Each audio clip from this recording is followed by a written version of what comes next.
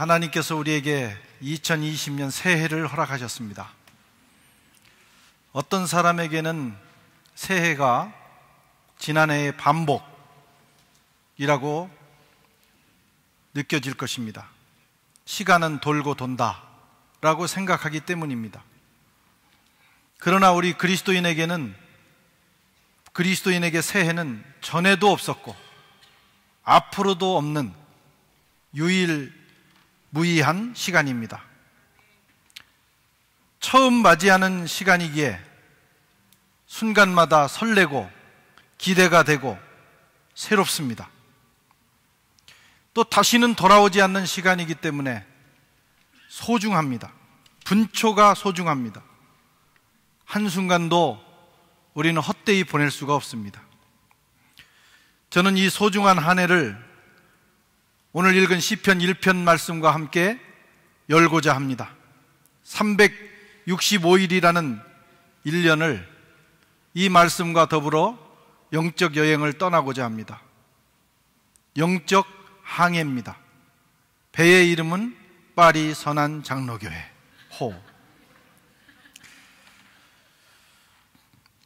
중간에 여러 선착장이 있어서 새로 타시는 분들도 있을 거고, 또 피치 못할 사정이 있어서 귀국을 하시거나 여러 가지 일로 또 도중 하차하는 분도 어쩌면 있을 수 있습니다. 사정이 그러니 어쩔 수 없습니다.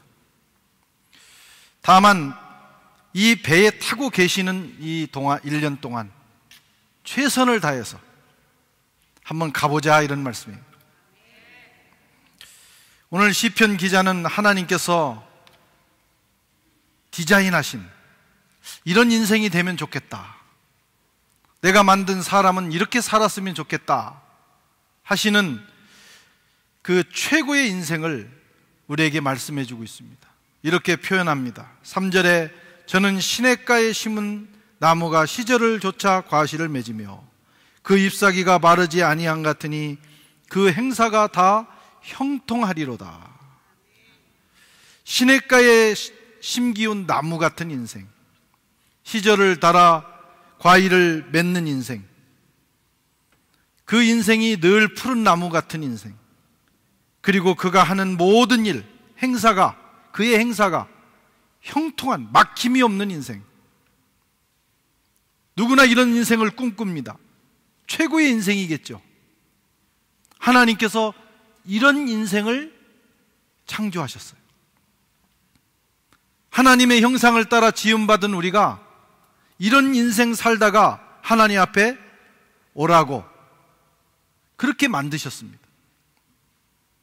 그러나 이렇게 사는 사람은 많지 않습니다. 왜 그럴까요? 그것은 바로 하나님이 정하신 길을 벗어났기 때문입니다. 하나님이 길을 정하셨는데 사람이 꾀를 내어 다른 길을 간 것입니다. 성경은 인생이 걸어야 되는 그 길을 우리에게 가르쳐주는 인생 지침서 같은 말씀입니다. 여러분, 인생을 잘 살기를 원하면 2020년, 아니 우리가 주님 앞에 설 때까지를 잘 살기를 원하면 하나님의 말씀을 정통해야 합니다. 인생 지침서니까, 우리를 만드신 분이 우리에게 제시해 주신 인생 지침서니까. 물건을 사면 지침서를 자세히 읽어보고 그리고 작동을 해야 돼요. 그렇지 않고 막 마구잡이로 다루면 막 아무데나 꽂아보고 대충 이래 해다가 오작동이 되거나 아니면은 물건이 망가지기도 합니다. 특별한 문제가 없는 한 지침서대로 하면 대부분은 잘 작동을 합니다. 그걸 따르지 않고 마구잡이로 하다가 고장이 나면 그걸 판매한 판매자가 책임지지 않아요. 애프터 서비스가 안 된다, 이런 말씀. 인생도 마찬가지입니다. 하나님께서 제시해 준 이렇게 살아라 했는데 그대로 살지 않으면 오작동, 인생이 자꾸 꼬이거나 또는 망하게 되는 것입니다. 물론 하나님은 은혜로우셔서 또 우리 인생을 들고 가면 고쳐주시는 우리 주님은 늘 애프터 서비스에 강하신 그런 분이시기 때문에 그나마 다행이지만 그래도 잘 살아야 합니다. 잘 살기 위해서 말씀을 자세히 읽어보고 그 말씀을 따라 한 걸음 한 걸음 조심스럽게 걸어가다 보면 형통한 인생이 돼요. 형통한 인생이 되겠다는 소망 하나로 되는 게 아닙니다. 이 말씀대로 살아야 돼요. 오늘 본문은 이렇게 시작합니다. 복 있는 사람은 악인들의 꾀를 따르지 아니하며 죄인의 길에 서지 아니하며 오만한 자의 자리에 앉지 아니하고 오직 여호와의 율법을 즐거워하여 그 율법을 주야로 묵상하는 자로다. 세 가지를 금하고 한 가지는 반드시 지켜야 된다. 이 네 가지, 3+1, 네 가지만 제대로 하면 인생이 형통하게 됩니다. 하나님께서 특별한 목적을 가지고 우리를 훈련시키기 위해서 고난을 주실 때도 있어요. 그런 예외를 제외하고 일반적으로는 그렇게 되는 것이죠. 먼저 세 가지를 금해야 합니다. 악인의 꾀를 좇지 말라. 하나님과의 관계에 문제가 있는 사람, 그게 악인입니다. 복 있는 사람은 악인의 꾀를 좇지 않습니다.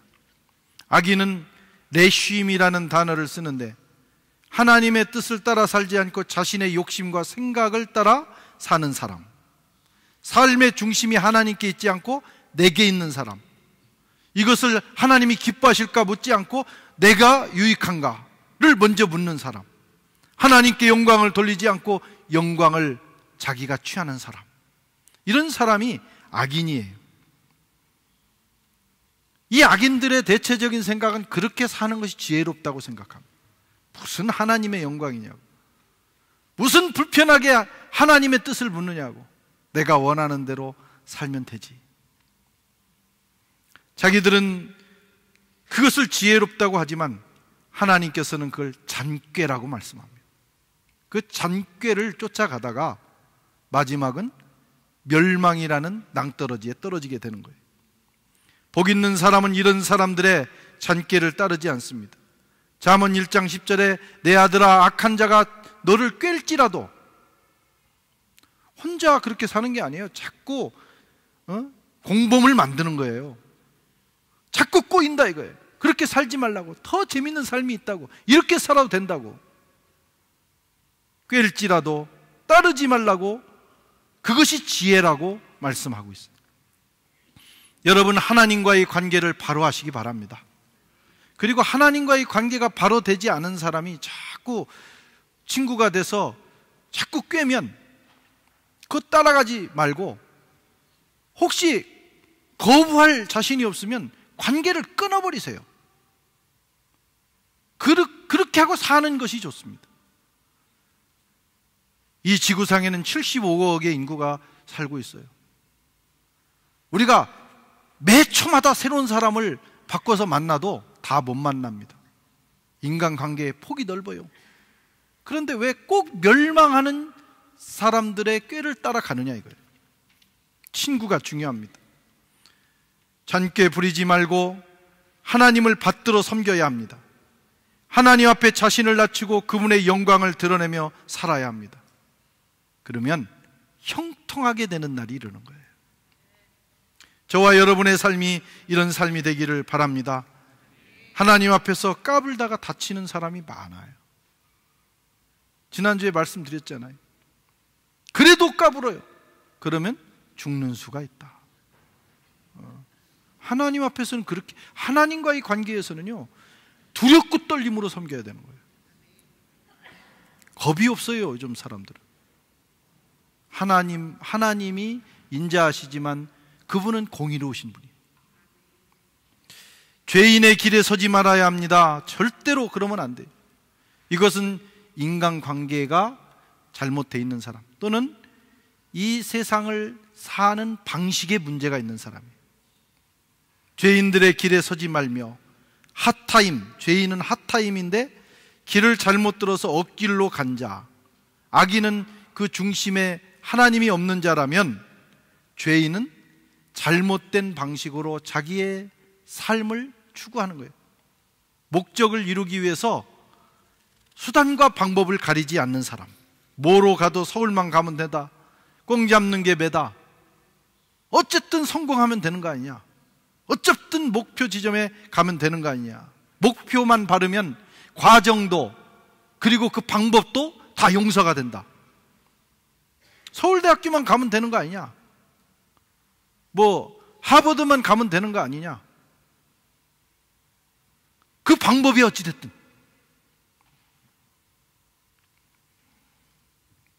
자꾸 누가 생각이 나네. 그렇게 되면 안 되는 거예요. 방식이, 그것을 이루어가는 방법이 정당해야 합니다. 그래야 하나님이 축복하시는 거예요. 누가 복 있는 사람인가? 이런 사람들의 길에 들어서지 않는 거예요.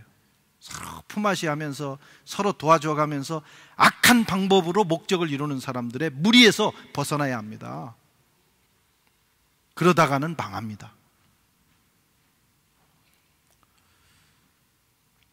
오늘 성경은 과감하게 결별하라 이거예요.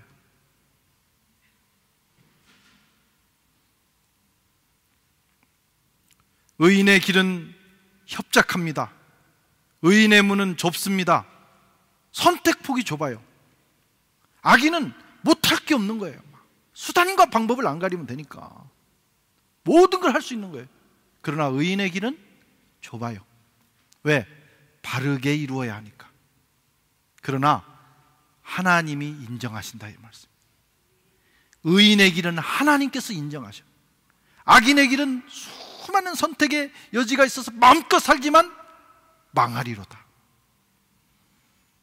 6절에 보면 무릇 의인들의 길은 여호와께서 인정하시나 악인들의 길은 망하리로다. 하나님 결론을 내리셨어요. 그것을 이루어가는 방식이 중요하다. 정당한 방식을 따라, 하나님이 기뻐하시는 방식을 따라 늦더라도 좁더라도 그 길을 걸어가다 보면 하나님이 형통케 하시는 거예요. 저와 여러분들이 2022년에는 그런 길을 갈 수 있기를 바랍니다. 결론입니다. 그 결론, 하나님의 결론. 그 길로 가면 망한다. 어리석은 자는 그 경고를 듣고도 그 길로 자꾸 가요. 그 끝에는 멸망이라고 하는 낭떠러지가 있습니다. 세 번째는 오만한 자의 자리에 앉지 말라. 오만한 자가 되지 말라 이런 말씀. 자기 자신과의 관계입니다. 내침, 비웃는 자, 빈정거리는 자. 오만하다는 건 뭐냐면요, 스스로 자기를 높게 생각하는 거예요. 이건 자존감의 문제가 아니고 이것은 교만입니다. 스스로 자기를 위대하게 생각하는 거예요. 그리고 다른 사람들을 우습게 보는 거예요. 그런 사람은 모든 사람이 그저 하찮아 보입니다. 저 바보 같고 병신 같고 뭐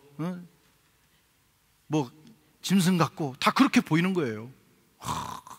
자기만 최고라고 생각을 합니다. 남들이 비웃는 것도 듣지 못합니다. 오만한 자는 눈이 가려져 있습니다. 늘 비웃고 빈정거리는 삶을 삽니다. 스스로 정상의 자리에 올라갑니다. 그러다가 한 방에 훅 갑니다.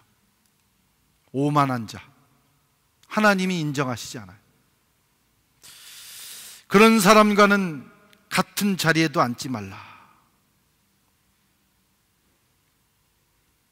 그런 사람을 자꾸 만나면 전염됩니다. 다 끼리끼리 논다니까요. 무슨 범죄가 하나 터지면 한 사람만 잡아내면 그 끼리끼리들이 다 모여 있어요. 거기서 서로 주고받는. 이탈해야 합니다. 성도의 최고의 덕은 겸손이에요. 사실 잘났어도 겸손해야 멋이지, 잘났는데 잘났다고 자꾸 그러면 멋이 없어요. 나중에는 역겨워집니다. 잘날수록 고개를 숙여야 돼요.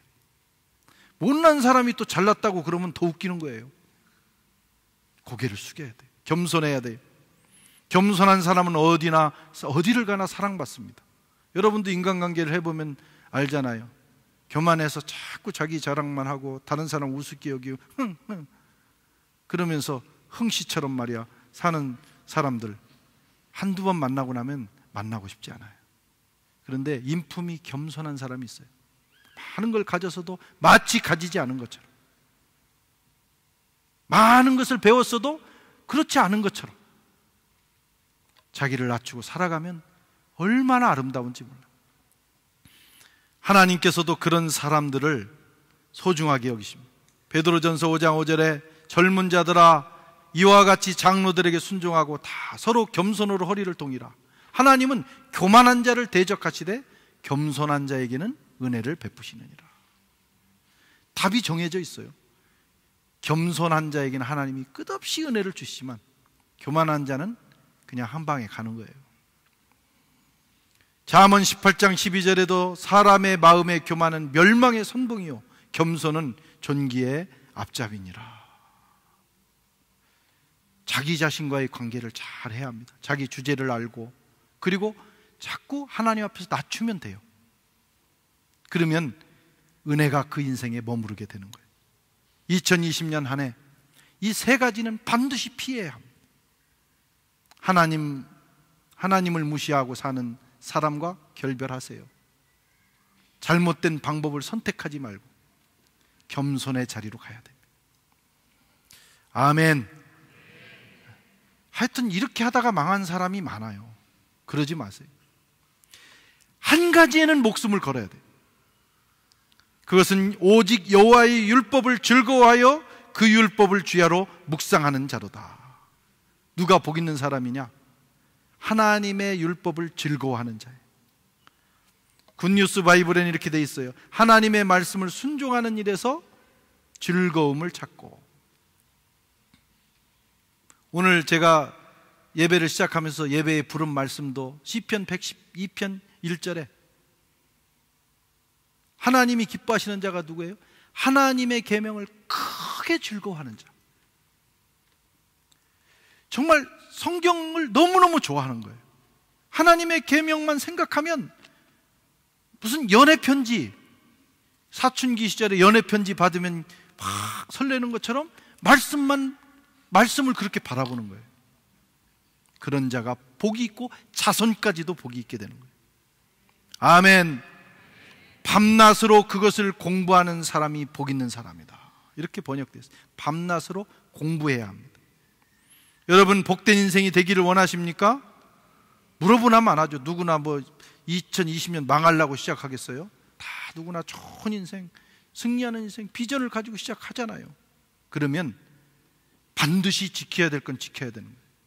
그래서 하지 말아야 될 세 가지 버리고, 그리고 말씀에 모든 걸 걸어야 합니다. 말씀을 즐거워하고 그 말씀을 밤낮으로 묵상하고 열심히 공부해야 돼요. 여러분 우리가 인생을 얼마나 치열하게 삽니까? 생각해 보세요. 초등학생 때부터 특히 한국 사람들은 교육열이 높아가지고 그래도 이 프랑스에 와서 중고등학교 다니는 애들은요 천국에서 사는 거예요. 한국 얘기 들으면요 어떻게 사람이 견뎌낼 수 있을까? 잠자는 시간이 거의 없더라고. 학교에서 잔다고는 하대. 학교에서 엎드려서 잔다고는 하는데 그러니까 살겠죠. 근데 하여튼 학교 갔다 와서 밤에 공부하지, 새벽까지 학원에 있다가 왔다 또 새벽에 나가지. 이야, 정말 치열하게 살아요. 그래서 우리 민족이 가진 자원이 없지만 이렇게 치열하게 살기 때문에 그래도 여기까지 올라왔어요. 치열하게 사는 건 참 좋은 일이죠. 그렇게 살아야죠. 그런데 정말 치열하게 산다고 해서 다 잘 되는 그런 거 아니에요. 인생을 보장해 주시는 하나님의 말씀을 치열하게 배우지 않는 게 문제입니다. 왜 치열하게 살면서 진짜 중요한 건 안 하는지 모르겠어요. 성경 1년 1독 하자고 하면 그렇게 막 목사가 무슨 뭘 잘못된 걸 먹이는 것처럼 힘들어하는 분들이 많아요. 그렇더라도 드셔보시면 어느 날 보약의 맛을 느낍니다. 처음엔 써도 지나고 나면 몸이 좋아지고 이 컨디션이 좋아지면 자꾸 먹게 되겠죠. 근데 하여튼 성경에 투자하셔야 돼요. 그렇지 않기 때문에 문제입니다. 오히려 세상 일은 조금 더 느슨하게 해도 괜찮아요. 다 돌아갈 건 돌아갑니다. 나중엔 너무 그렇게만 살다가 건강 잃고, 그렇게 해서 벌어놓은 돈 다 병원에 쏟아붓고, 또 건강 회복에 또 치열하게 살다가 다 쏟아붓고, 그러지 마시고 하나님 앞에서 평안을 누리면서 은혜 가운데 한번 사셔보시라고. 그리고 그 시간을 하나님께도 한번 투자를 해보시자. 하나님의 말씀을 읽고 즐거워하며 그 말씀을 묵상하는 일에 투자하다 보면 악순환의 고리가 뭐예요? 열심히 일하다가 몸 망가져서 다 쏟아붓고 다시 겨우 회복해 또 일하고 하는 게 악순환이에요. 선순환의 고리가 형성이 됩니다. 하나님의 말씀으로 은혜를 받고 하나님의 도우심이 있어서 또 인생이 풀리고 그 길로 들어서야 해요. 그것이 하나님의 말씀을 공부하는 거예요. 1년에 1독은 하셔야 돼요. 예. 어떤 분은 평생 1독 못하고 죽는 사람이 많을 거예요. 주님 앞에 가서 어떻게 예수님 얼굴 뵈려고 그래요? 1독은 해야 될 거 아니에요. 그리고 성도는 보통 1년에 1독은 해야, 최소한 1독은 해야 그래도 하나님 말씀이 뭔가를 알고 따라갈 거 아닙니까? 다음 주에 우리가 이제 발표를 하고 어떤 단계를 걸쳐서 이제 우리가 성경을 읽어 나갈 것인지 소개를 하겠지만, 한 주간 동안 기도하면서 마음의 결심을 하시기 바랍니다.